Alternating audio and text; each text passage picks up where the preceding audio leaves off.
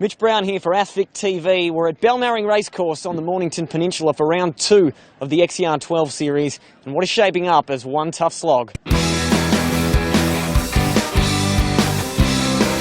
Complete with uneven terrain and pony jumps, the event course at Balnarring offers cross-country racing in the truest sense of the word. It's a challenging course at the best of times, and was made even more so on this occasion with the elements conspiring to bring a week's worth of rain and plenty of mud into the equation.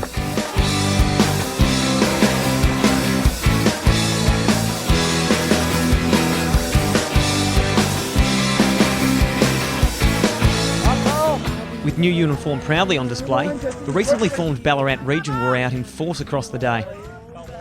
Their stars were on display in all senses of the word, as 2008 Olympic steeplechase representative Victorian Mitchell prepared for a hotly anticipated showdown with London Olympic nominee Kayla McKnight of Knox Athletics in the marquee women's 4-kilometre event.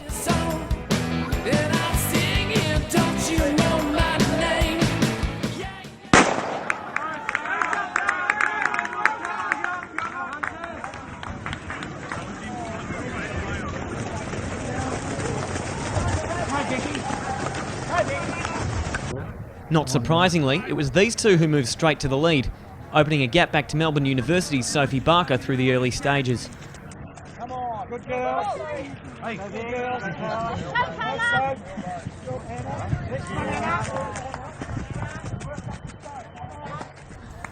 Approaching the halfway mark, it was still McKnight and Mitchell going stride for stride, the latter putting her steepling experience to good use. But by this stage, Knox also held third place through Melissa Duncan. The ever-reliable Anna Thompson held fourth for Glenn Huntley, with Barker now back in fifth place. With Mitchell playing to her strength through the jump section, it was now time for McKnight to do the same, as she utilised her finishing speed to stretch clear down the home straight and take the win in 13 minutes 26.7 seconds. From there, the top 5 remained unchanged, as Mitchell and Duncan ran on for silver and bronze respectively, ahead of Thompson and Barker.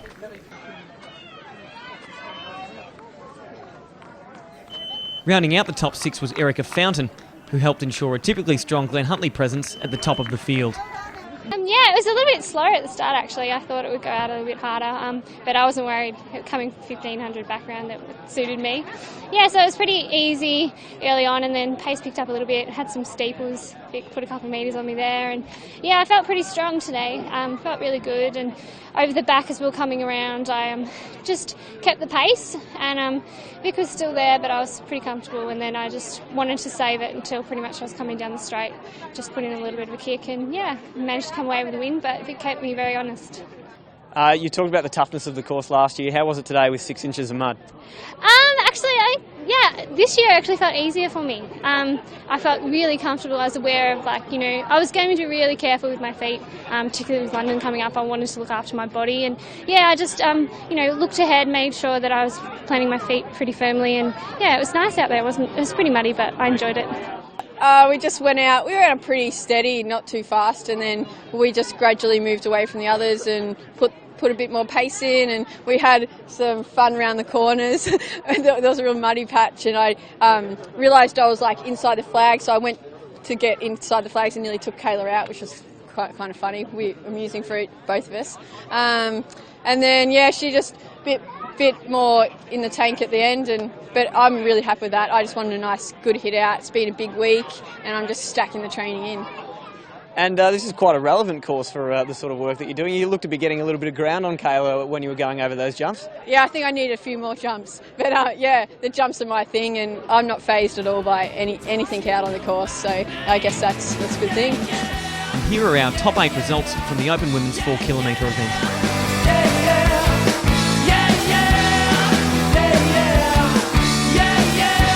Pre-race favourite Chris Hamer of Box Hill a late withdrawal. The Victorian men's 8-kilometre cross-country championship was a wide-open affair.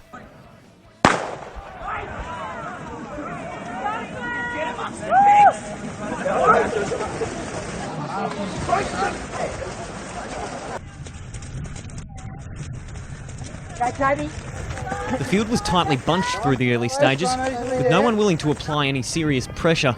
And it wasn't until close to the halfway mark that a clear lead pack started to emerge, headed by Knox's Sam Crowther. By the halfway mark, Doncaster's Ben Ashkettle had joined the leaders and taken up pacemaking duties. It was a short-lived role, however, with Crowther and co putting the foot down through the second lap to break clear once again.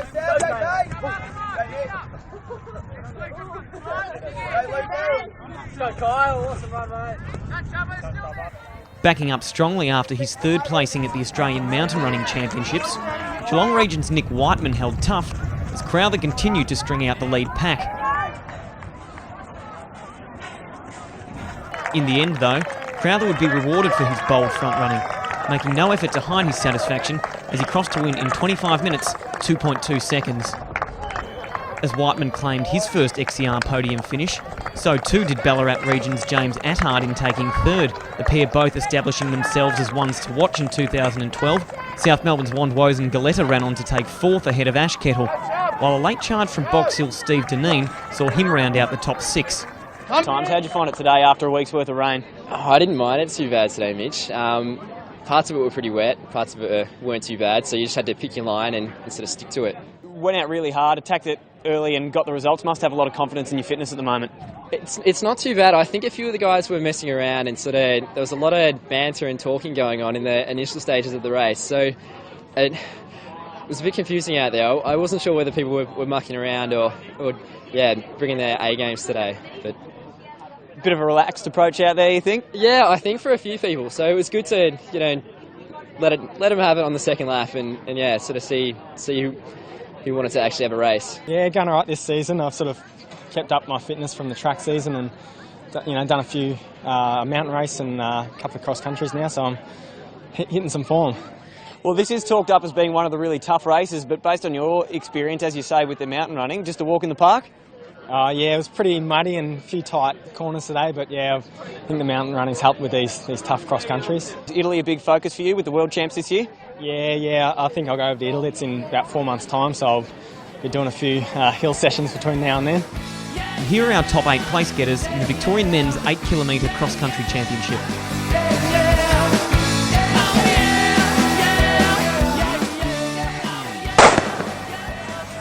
Get there, Michelle. I got it.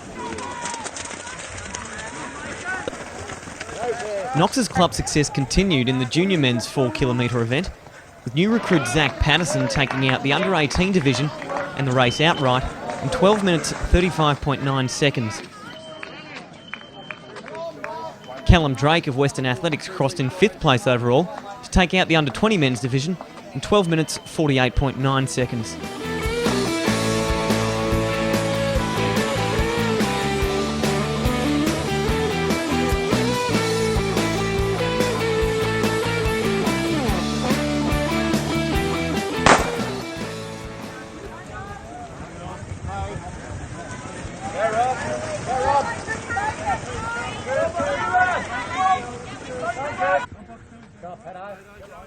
The junior 3 km event combined the under-16 men and the under-16, under-18 and under-20 women. Troy McGill of Mornington Peninsula, the first across the line, in 10 minutes 23.7 seconds to take out the under-16 men's. Casey Cadinia's Samantha Prime was first home for the girls, taking out the under-18 women's division in 11 minutes 29.4 seconds. Not far behind was under-20 athlete Amy Cashin, who claimed another division win for Western Athletics after a dramatic sprint finish with former clubmate Courtney Scott of Ballarat region. Of the under-16 women, it was Chloe Anderson who came out on top, continuing Mornington Peninsula's success with a winning performance of 12 minutes 3.3 seconds.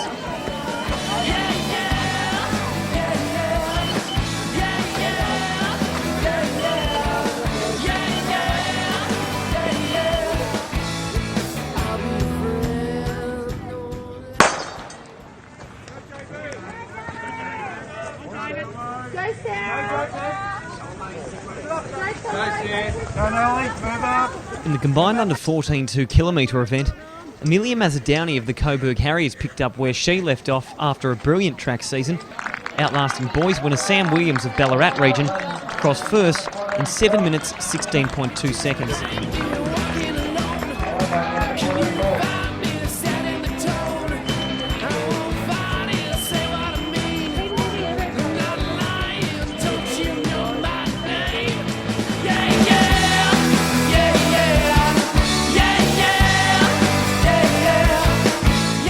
XCR'12 continues on Saturday the 26th of May at Flemington Racecourse, with Victoria's premier road racing event, the Big V10.